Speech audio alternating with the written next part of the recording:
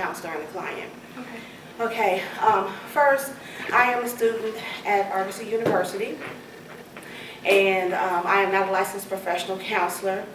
However, I am being supervised by a professor from Argosy University, and she is in control of my. Oh God, I gotta start this over. You gotta take that paper to your left. Okay, wait a minute, wait. Here. Okay, I got to do that over because I can't. And look down at it. Hold on.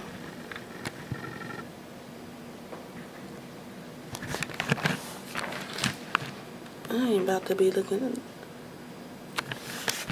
Why is that doing that? Okay, wait a minute.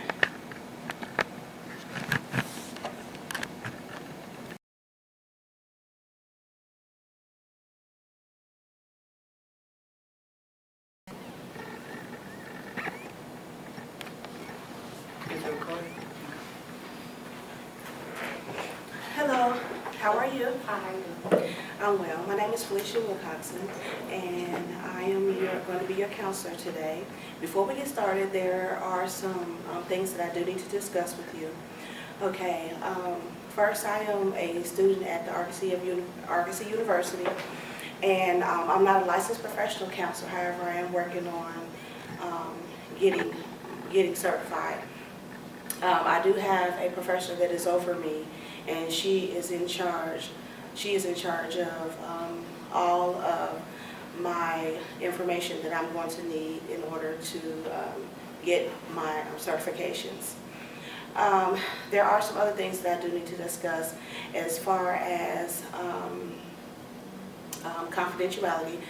The relationship, everything that is talked about in this session is protected by law. So, and I cannot disclose any information unless you give me a written consent to do so. There are some situations that I would have to disclose, and if I find out that you may be considering hurting yourself or hurting others, or if there is abuse or neglect that is going on with an elderly person or a child.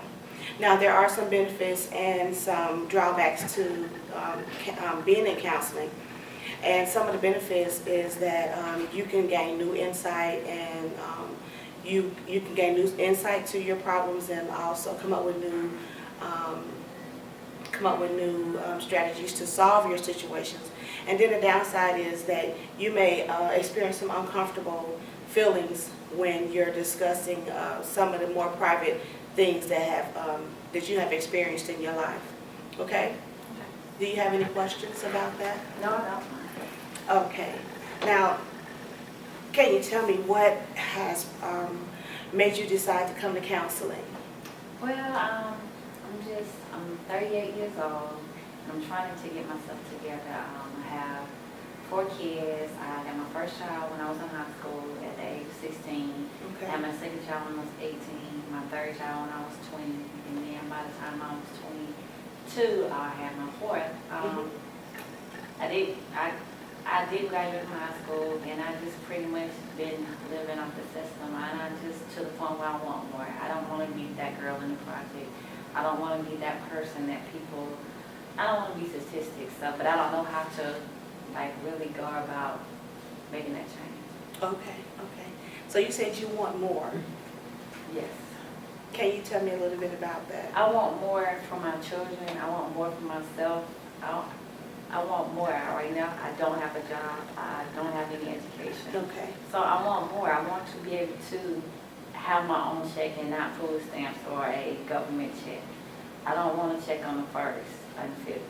I don't want food stamps. Okay. I want more. I want to be able to say, okay, I did this myself. Okay, so what I hear you saying is that you have made some mistakes in your life, and now now that you are becoming older and you have your children, you are ready to go ahead and start pursuing different avenues. Is that correct? That's correct. Okay. Well, tell me, have you thought about what it is that you want to do? What I want to do and what I can do, I think is very limited.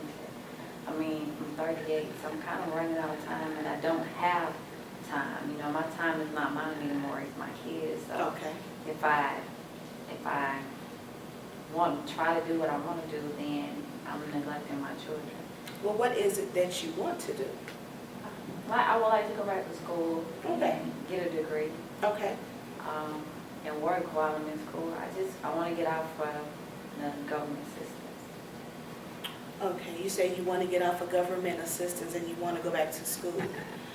Have you researched any avenues on, as far as finding out what resources that's out there? I that's know there's available? resources out there, but I mean, I know people who went to school. I know I've done my research. I know what school I could go to. I could go to West Georgia Technical College, and I get financial aid, but the financial aid it won't cover for me and my children.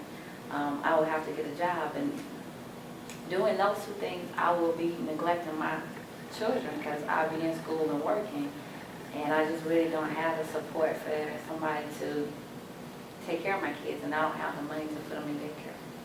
Well, first off, let me also go back and let you know that with everything that you have going on, you have your children and, you have these other personal things that you want to do for yourself.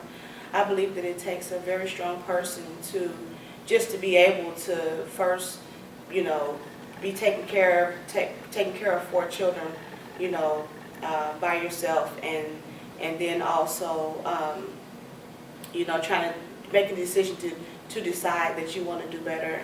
It takes a very strong person to do that.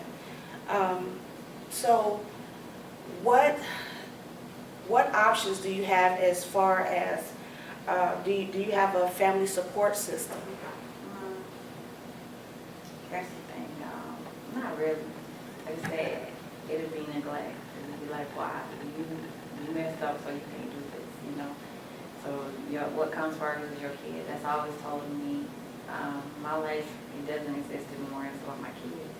That's all that was told to you?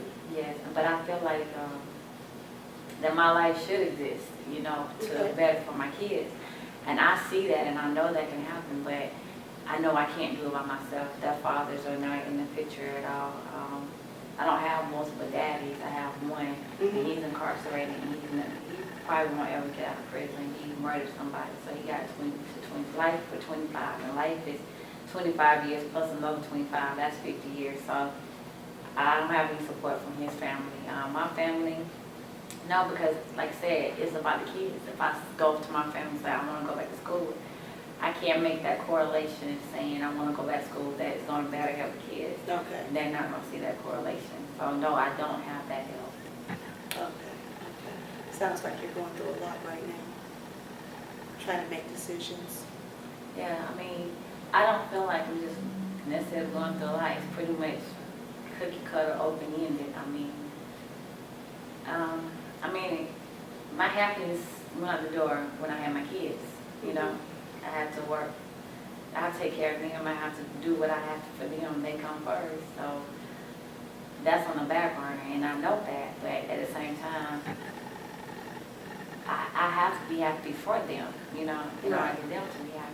Right. It's not that I'm just sitting around sad and I just sit around cry. It's just that I sit around and think, But I will make sure that this won't happen to my children, though. Okay. Tell me, what is it that you're thinking about when you're sitting around? Shoulda, woulda, coulda. Shoulda, woulda, coulda. Yeah, shoulda, woulda, coulda. I should have never stopped, I should have kept, even with kids. I should have kept. I could have not had so many kids. Shoulda, woulda, coulda. I would have done better. Okay.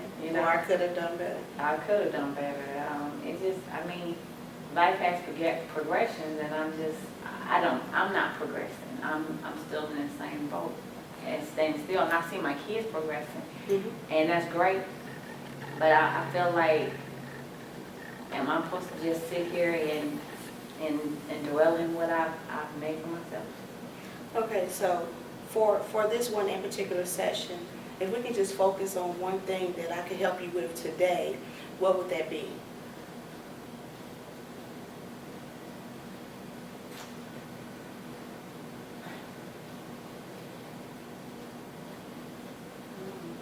Good question.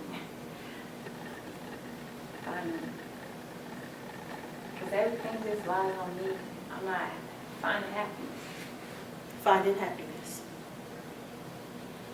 Could you tell me what does finding happiness, what do you mean by finding happiness? Because if I can find that happy medium between me and what I want, that happy medium between me and giving my kids what they need, Mhm. and that happy medium between how society look at me trying to do those things, Okay. I think that's Okay. So what would make you happy? going back to school, Going going back to education. school. Because I think I'm very smart. I think I'm not that ghetto, rashness type of girl. I don't, I get food stamps, I get a check to help kids, but I do work. I mean, Mhm. and at work I get promoted. I'm